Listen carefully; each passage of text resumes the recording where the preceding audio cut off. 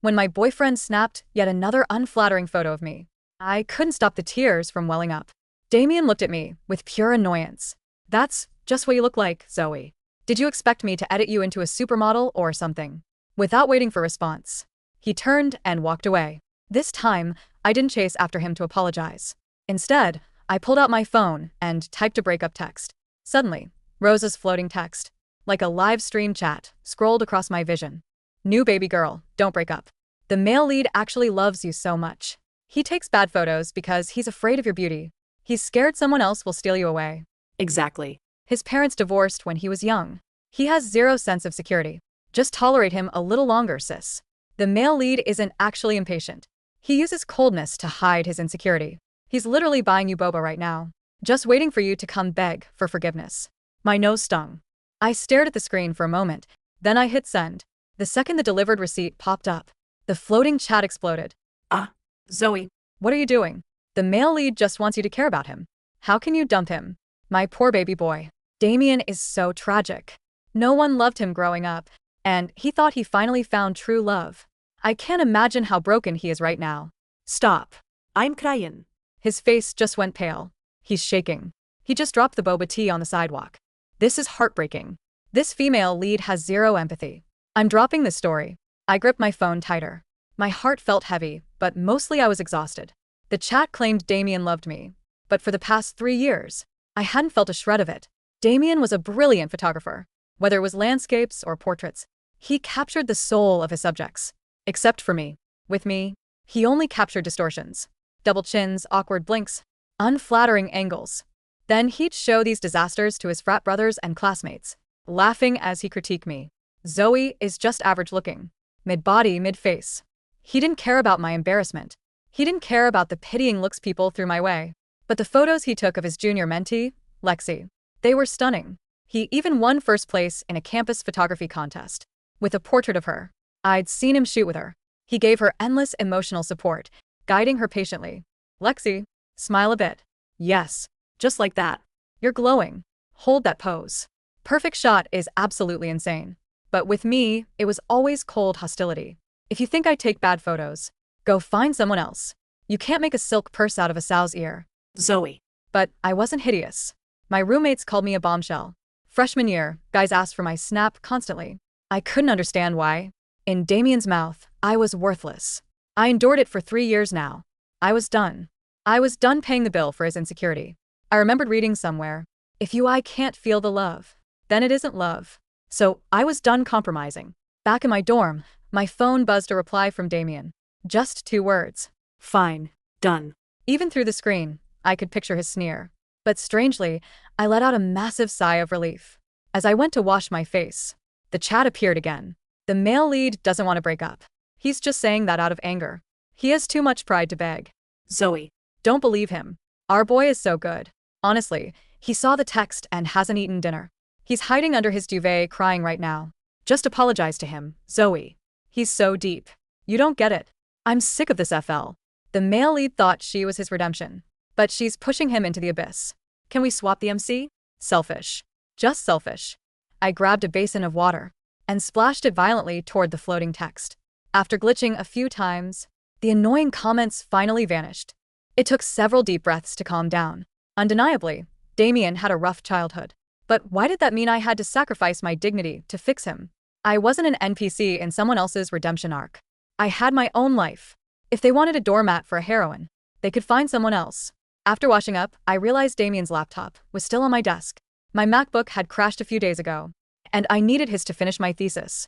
Now that the paper was done, I didn't want any lingering ties. I hesitated, then texted him. When can I drop off your laptop? A bright red exclamation mark appeared next to the message. Message not delivered. He blocked me. I stared at the screen for a few seconds, then tossed the phone aside. I was numb to it. This was his pattern.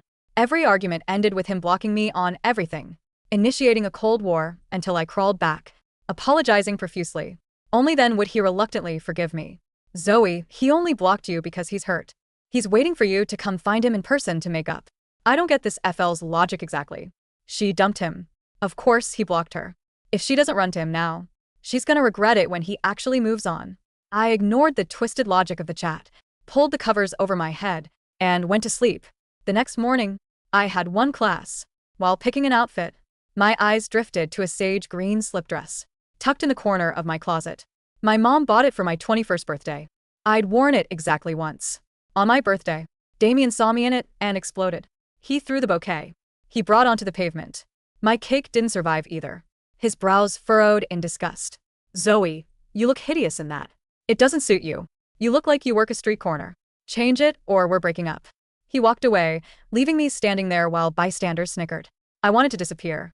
Since then, I only wore oversized tees and jeans. I learned he hated me in anything pretty. But I was 21.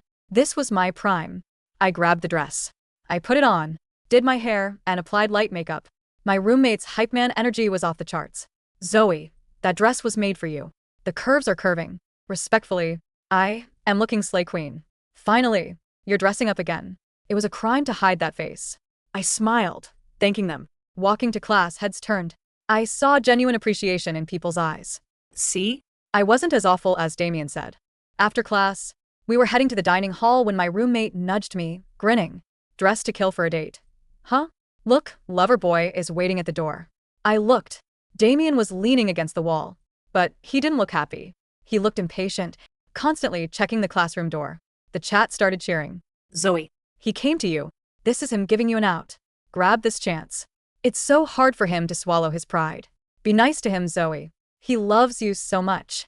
He barely slept and didn't even eat breakfast just to catch you here. I ignored the floating text. Clutching the laptop bag tighter, I walked toward him. When he saw me, his pupils constricted. Before I could speak, he sneered, Zoe, you look like a hooker. Again, my body went rigid. It felt like someone had stuffed cotton down my throat. Students walking by paused, whispering and staring. Before I could react, Damien barked in order, go change. The chat nodded in agreement. Why is she so stubborn? She knows he hates revealing clothes. She asked for this. He just wants to protect her modesty. He's giving her a chance. Damien's mouth is harsh, but his heart is in the right place. Just go change, sis. I was about to snap when an arm draped over my shoulder. My roommates have my back, Damien. One of them scoffed. It's 2025. Maybe cut the misogyny. You know a lot about hookers, huh? Speaking from experience, yeah. What's wrong with a slip dress? If I had Zoe's body, I'd walk around naked. Mind your own business.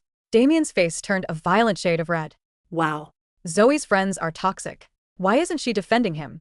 This FL is so selfish. Poor Damien. He came here with so much courage and just gets humiliated. I looked away from the Delilah comments. I didn't say a word to him. I just pulled the laptop out of my bag and shoved it into his chest. Suddenly, a petite figure popped out from behind him. Lexi hooked her arm through Damien's, smiling up at him. You got the laptop? Yay. Damien, you promised to shoot my new portfolio. She turned to me, a smug smirk on her lips. Zoe, mind if I borrow your boyfriend? We just have such good chemistry. Before I could speak, Damien ruffled her hair, his voice slurping with honey. We don't need Zoe's permission. She's nobody. He grabbed Lexi's hand and walked away without looking back. I stood there, watching their retreating figures. Zoe, are you okay? My roommate asked gently. I snapped back to reality and smiled. I'm fine. Thanks for back there. But as I walked away, I realized my cheeks were wet. I was sad. Not because I wanted him back, but because I had poured 3 years of love into a black hole. Every word he ever said was a blade designed to hurt me. I was too tired to love him anymore. Friday afternoon, no classes. I was scrolling through Instagram in bed when Lexi's post popped up on my feed. It was an artistic 9-grid photo set. Every shot was perfect. Lighting, composition. Angles, flawless. The center photo was of her and Damien. He was holding her tight, head bound together. From the angle, it looked like they were kissing. The comments were full of praise. Lexi, hard launch. You guys look so good. Power couple vibes. Congrats. Finally got the guy you wanted. True love wins. The hard launch photo burned on my retina for a moment longer before I did the only thing that made sense. I blocked Lexi. Then, I went to Damien's contact. My thumb hovered. The floating text scrolled frantically, speed reading my intentions. No, no, no. Zoe, don't block him. If you block him, how will you know when he posts the apology status? He's doing this to make you jealous, sis. It's a classic tactic. If you react, he wins. Just wait. Look at his hand in the photo. It's clenched tight. He's tense because it's not you he's holding. He's suffering. Suffering.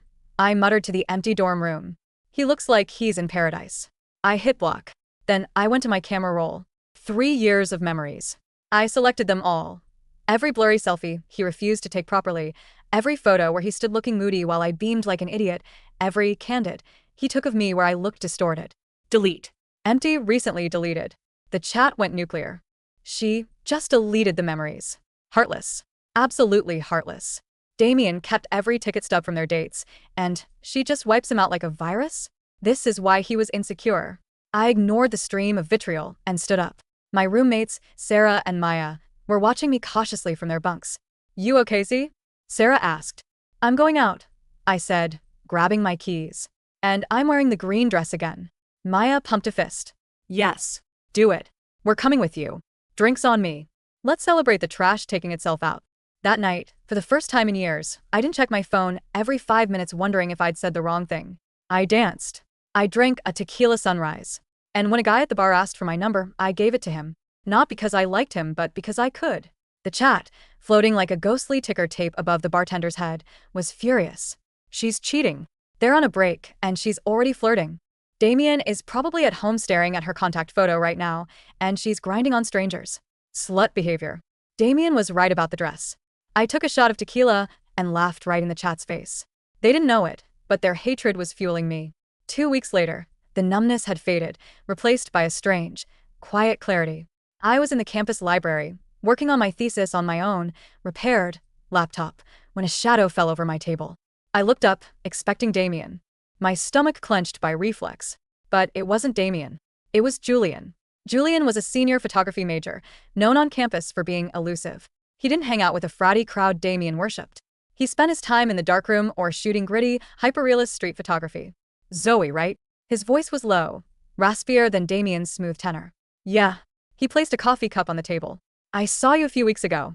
Outside the arts building. The green dress incident. I stiffened. Look, if you're here to give me fashion advice. I wanted to ask if I could photograph you. I stared at him. Then I laughed, a dry, bitter sound. You've got to be kidding. Did Damen send you? Is this a joke? Go take pictures of the ugly ex? Julian frowned, pulling a chair out and sitting backward on it. I don't talk to Damen. And I don't photograph pretty or ugly. I photograph presence. And the way you stood there, holding that laptop like a shield while your eyes were burning a hole through that guy.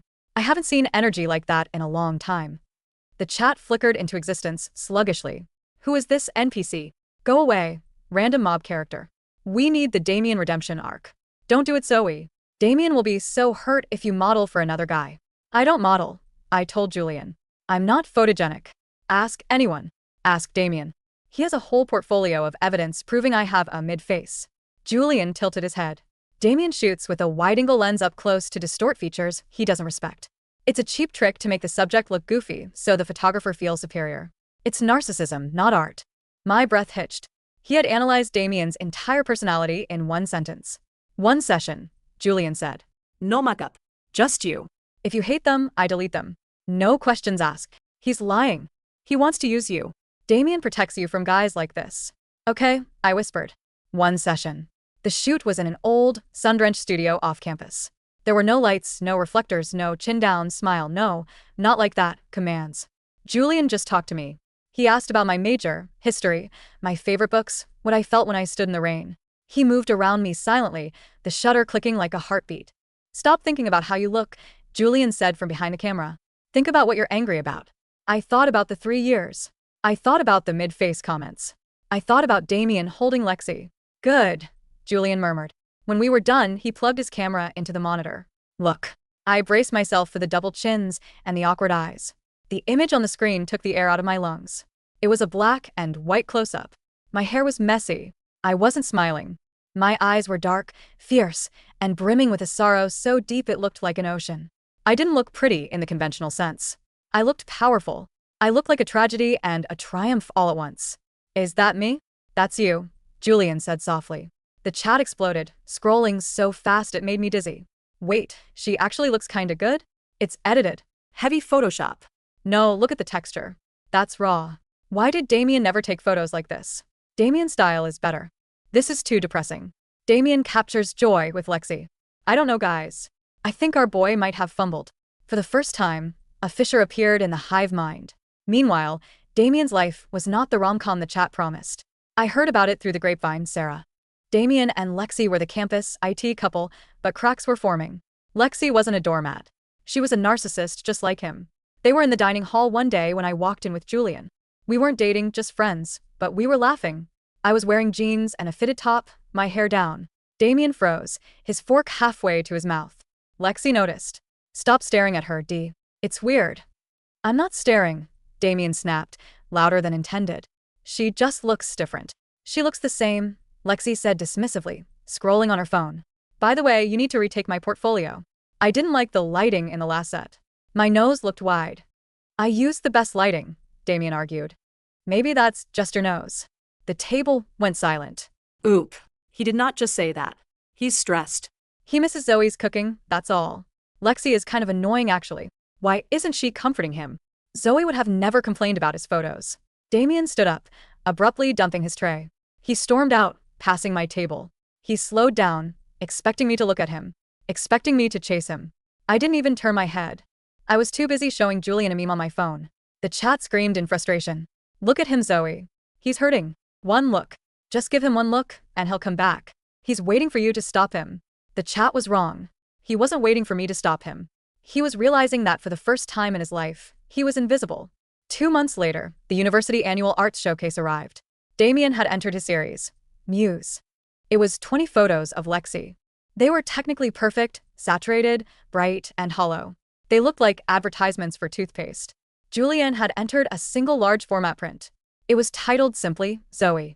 I walked into the gallery on opening night wearing a black dress that hugged every curve, my head held high. The room was crowded. I saw Damien across the room, holding a glass of cheap wine, looking haggard. He hadn't shaved. His shirt was wrinkled.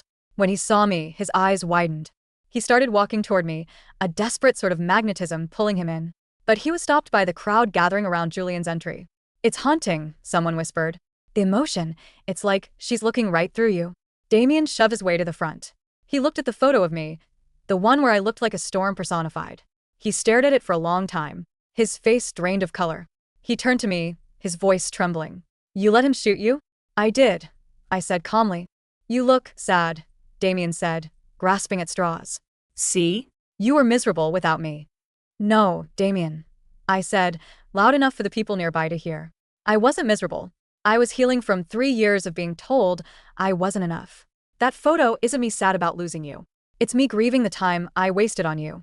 The crowd murmured. Damien flushed red. You're doing this to humiliate me. You know I'm the better photographer. This is just shock value. Is it? Julian stepped up beside me. Because the judges just awarded it best in show. Damien reeled back, as if slapped. He looked at Lexi for support, but Lexi was busy flirting with a drama major in the corner. She had already moved on to a new source of attention. The floating text was going haywire, sparking and glitching like a broken neon sign. No. This is wrong. The script is broken. Damien is the male lead. He's supposed to win. Wait. Damien is actually kind of pathetic. Zoe looks like a queen though. I think I'm team Zoe now. Shut up. Damien is just broken. He needs a hug. He needs therapy, not a girlfriend. Run, Zoe. The climax didn't happen with a scream, but with a whimper. A week after the exhibition, I found Damien sitting on the curb outside my dorm. It was raining. He was soaked. It was the perfect, cliché K-drama setup. The chat was breathless. This is it. The rain scene. He's suffering physically to show his emotional pain. Go to him, Zoe. This is true love. I held my umbrella over myself and stopped 5 feet away. Zoe, he croaked, looking up with wet, puppy dog eyes. I messed up. You did, I agreed. Lexi, she's shallow. She doesn't get me like you do. She doesn't understand my art. She doesn't know how to make my coffee. I miss you. I miss us. You miss having a maid and a punching bag, I said. He stood up, shivering. No. I love you. I was scared of how much I loved you, so I pushed you away. It's a defense mechanism. You know about my parents. I do, I said. And it's tragic. But I'm not a rehabilitation center for broken men, Damien. I'm a person. He reached for my hand. I can change. I'll take better photos of you. I'll edit them however you want. I pulled my hand back. That's the point, Damien. Julian didn't have to edit me to make me look worthy of love. He just had to open his eyes. Julian. Damien sneered, the toxic mask slipping back into place for a second. You're sleeping with him? That's none of your business. But for the record, He treats me like a partner, not a project. I stepped around him. If you walk away now, we're done forever. Damien screamed, panic rising in his voice. I won't chase you again. I stopped at the door to my building. I turned back one last time. Damien, you never chased me. You just waited for me to trip so you could stand over me. I opened the door and walked inside. As the door clicked shut, the floating chat text began to dissolve. She left him. She actually left him. Why does this feel, right? I'm crying but happy tears? Damien is a jerk. I see it now. Go Zoe. Slay. System alert. Story arc complete. Protagonist updated. Zoe. 1 year later. I sat in a cafe in New York, a sketchbook open in front of me. I wasn't a model, and I wasn't a famous historian yet, but I was happy. Julian walked in, shaking snow off his coat. He kissed my cheek and slid a magazine across the table. Page 40, he smiled. I opened it. It was an interview with an up-and-coming photographer, Julian Vance. The feature photo was the one from the gallery, Zoe. The caption read, "The muse who didn't need editing." I looked out the window. Somewhere, miles away, I knew Damien was probably telling a new girl that she had a mid-face, trying to break her down to build himself up. I hoped she would run, too. But as I looked around the cafe, the air was clear. No floating text. No commentory. No audience demanding I suffer for a man's character development. Just me, my coffee, and a silence that felt like freedom.